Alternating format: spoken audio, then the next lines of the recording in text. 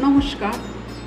আজ আমি করে দেখাচ্ছি ঘরোয়া পদ্ধতিতে অথচ হেলদি এবং টেস্টি আলু ঝিঙে দিয়ে রুই মাছের ঝোল। তবে দেখুন আমি কীভাবে করছি।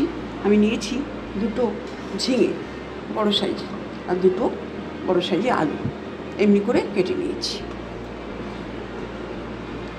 একটা তেজপাতা নিয়েছি, 4 পিস রুই মাছ নিয়েছি, এটাকে নুন হলুদ দিয়ে ম্যারিনেট করে রেখেছি। আর সামান্য কালো জিরে, ধনে জিরে, হলুদ, দুটো কাঁচা লঙ্কা, নুন নিয়েছি, সর্ষের তেলে করছি। তাহলে দেখুন আমি কেমনভাবে এটা করছি। আমি কড়াই বসিয়ে দিয়েছি, দিয়ে ওতে আমি তেল দিয়ে দিয়েছি। তেল দিয়েছি, আমি তেলের উপরে অল্প একটু নুন দিচ্ছি।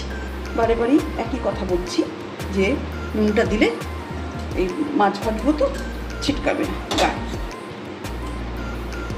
তাহলে তেলটা গরম হয়ে আমি মাছগুলো ছাড়বো এক এক করে। আমি নুন হলুদ দিয়ে মাখিয়ে রাখা মাছগুলো ছেড়ে দিচ্ছি তেলে।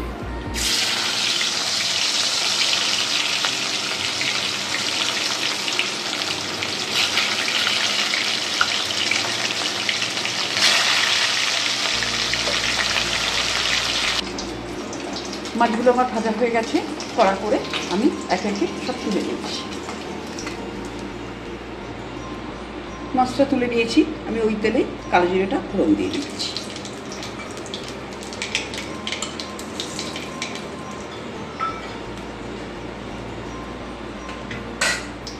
ওতে আমি আলুগুলো দিয়ে দিচ্ছি। ফোড়নটা আমার ফেটে উঠেছে, আলুগুলো কেটে নিয়ে ধুয়ে নিয়েছি।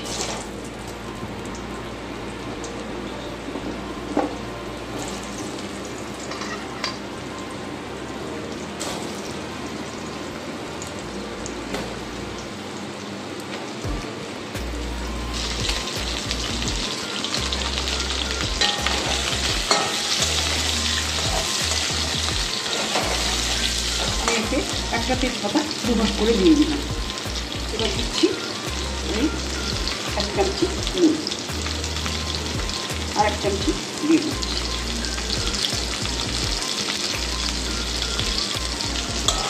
নুনটা করে টেস্ট মতন দেবেন। আলুটা আমার 50% ভাজা হয়ে গেছে, এর মধ্যে আমি ঝিঙেটা দিয়ে দিচ্ছি।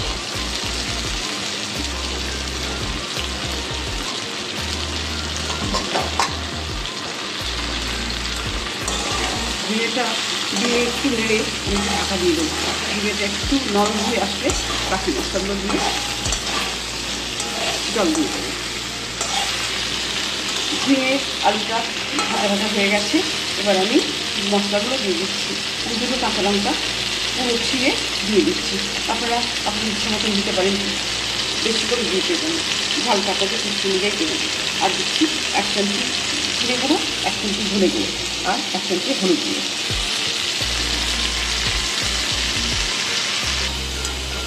মশলাটা আমার কষানো হয়ে গেছে, এবার আমি জলটা দিয়ে দিচ্ছি।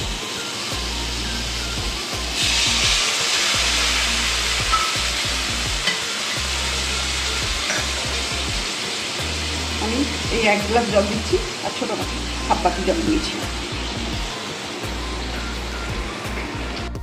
সবজিটা সেদ্ধ হয়ে গেছে, এবার আমি মাছগুলো দিয়ে 5 মিনিট ফুটিয়ে নেব।